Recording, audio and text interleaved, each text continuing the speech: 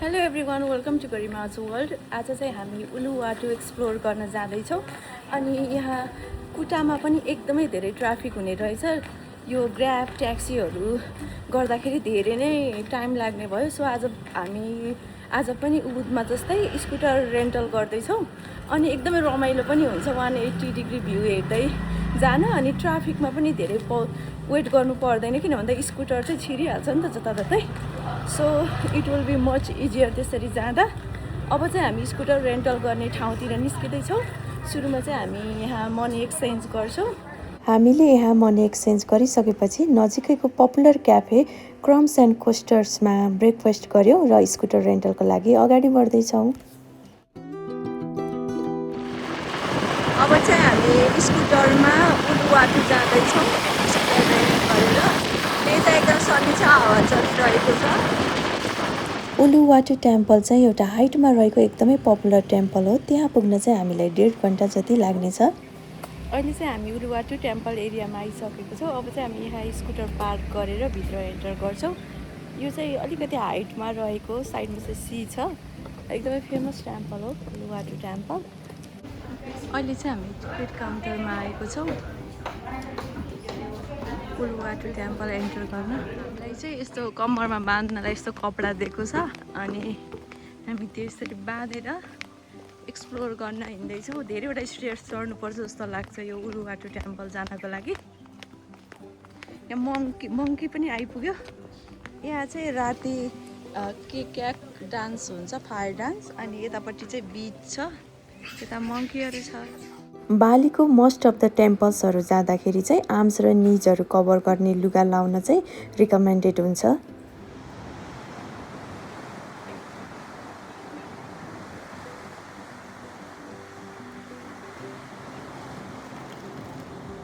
यो चाहिँ मैले देखेको समुद्रहरूमा one of the beautiful waves भएको समुद्र जस्तो फिल भयो। कलर पनि कति धेरै राम्रो लागेको यो सीको। हामी एकछिन फोटोहरू खिच्न यो भ्यू हेर्नलाई बिजी भइरहेको बेलामा हामीले साइडमा राखेको वाटर बटल चाहिँ यो मङ्कीले लिएर गएको छ। ठ्याक्कै हाम्रो स्वयम्भूमा मङ्कीहरूले फुडहरू एट्याक गर्छ त्यस्तै नै भयो यो उलुवाटु टेम्पलमा पनि एकदमै केयरफुल हुनुपर्ने रहेछ। अहिले चाहिँ हामी उलुवाटु टेम्पल एरियाको यो गार्डनमा छौँ। अनि पछाडि चाहिँ यस्तो ब्युटिफुल कलरको सी छ है, वेभहरूको साउन्ड आइरहेछ। अनि उलुवाटु टेम्पल चाहिँ त्यहाँ माथि छ। अहिले चाहिँ हामी त्यहाँ क्लाइम्ब गरेर स्टेयर्सबाट जानेछौँ। अनि अहिले गर्मी नै छ है। यो वाटर कलर चाहिँ टर्कोइस ब्लू जस्तो फिल भयो मलाई। यति ब्युटिफुल लागेको है। धेरै आवर्स पनि यो सी वेभ्स हेरेर बस्न सकिने फिल भयो। इन्स्टाग्राम रिल्सहरूमा चाहिँ प्रायः ड्रोन सुट गरेर यो उलुवाटु टेम्पल देखाइएको हुन्छ। यस्तो क्लिफमा रहेको छ र यो साइडमा चाहिँ समुद्र छ।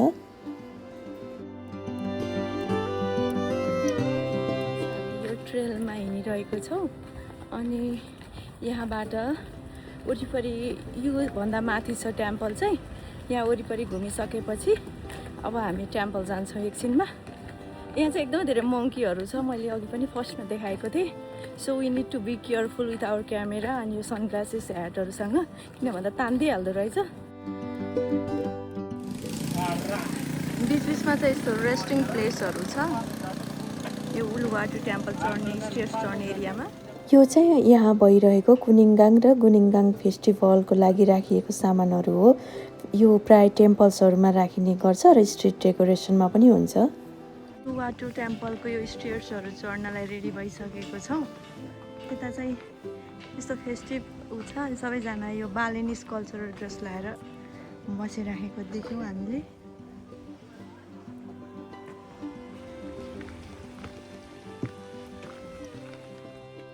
यो चाहिँ उलुवाटु टेम्पल। यसमा चाहिँ साइडमा यस्तो धेरै फ्लावर्सहरू फुलिरहेको छ अनि कस्तो राम्रो भ्यू देखिरहेको छ। यो फ्लावर्सले चाहिँ अझै ब्युटी एड गरेको छ। यो टेम्पलको साइडमा चाहिँ समुद्र छ।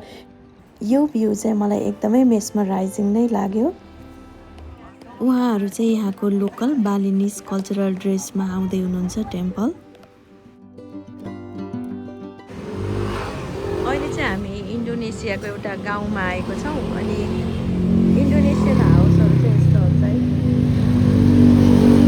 यो चाहिँ सी फुड रेस्टुरेन्ट हो। अनि हामीले चाहिँ यहाँ सी फुड फ्राइड राइस, श्रिम्पहरू अर्डर गरेको छौँ। म यहाँ हजुरहरूलाई वरिपरि देखाउँछु एकछिनमा। उलुवाटो जाने बाटोतिरको कता गाउँको रेस्टुरेन्ट हो इन्डोनेसियाको, तर खानेकुरा एकदमै मिठो लाग्यो। हामीले रिभ्यू चाहिँ हेरेर आएको थियौँ। अनि अर्को चाहिँ यस्तो फ्यान हुने रहेछ क्या, यो विन्डबाट चल्ने। आई थिङ्क यसको काम चाहिँ केही भुसुनाहरू अरू किराहरू केही आयो भने चाहिँ धपाउने काम होला।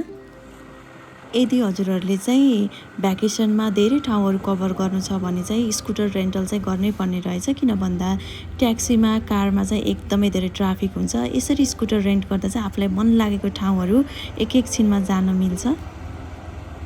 आफ्टरनुन हुन थाल्यो, हामीले भर्खर एकदम मिठो सी फुड खायौँ अनि त्यसपछि फेरि हाम्रो यात्रा सुरु भएर अब हामी ब्याक टु कुटा हाम्रो होटल भएको एरियातिर जाँदैछौँ।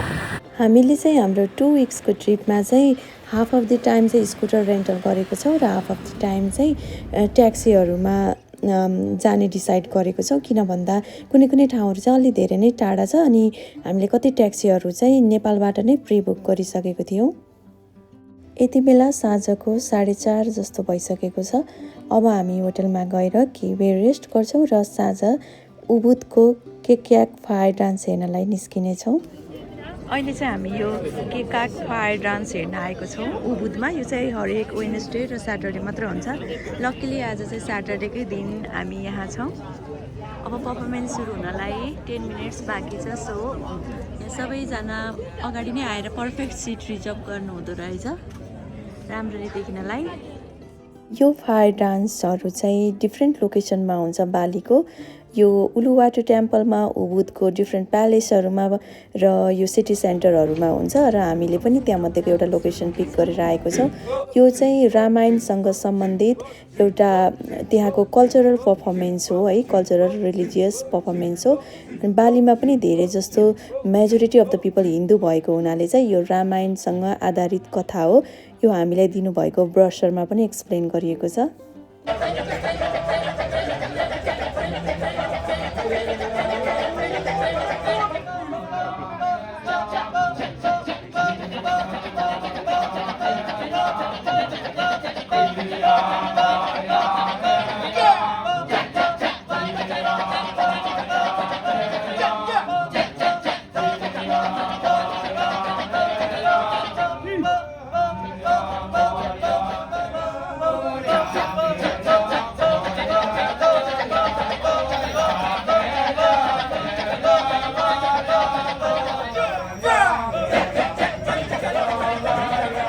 यो पर्फर्मेन्स चाहिँ करिब 1.5 घन्टा लामो थियो, जसमा चाहिँ रावण अनि त्यसपछि हनुमान अनि राम सीताको स्टोरी देखाइएको थियो।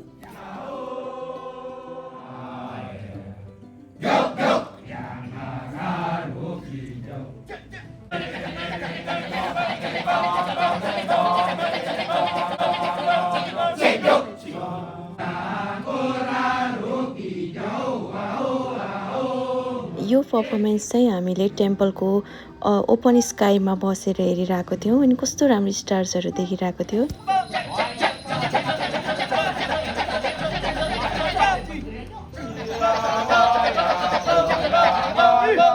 यो फायर डान्स चाहिँ नरिवलको सुकेको बोक्राहरूमा पेट्रोल राखेर जलाएर यसरी पर्फर्म गरिने रहेछ।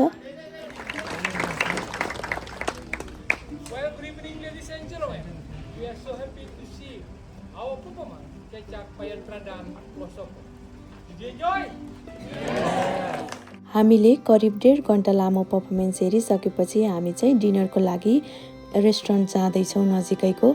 यहाँ चाहिँ इन्डोनेसियन फुडहरू पाइन्छ। हामीले चाहिँ नासी गोरेङ र मी गोरेङ अर्डर गरेको छौँ।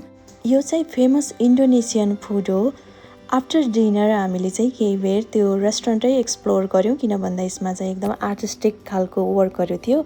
आई होप हजुरहरूले यो भिडियो इन्जोय गर्नुभयो होला। म फेरि अर्को बालीकै भ्लग लिएर आउने नै छु। Thank you for watching.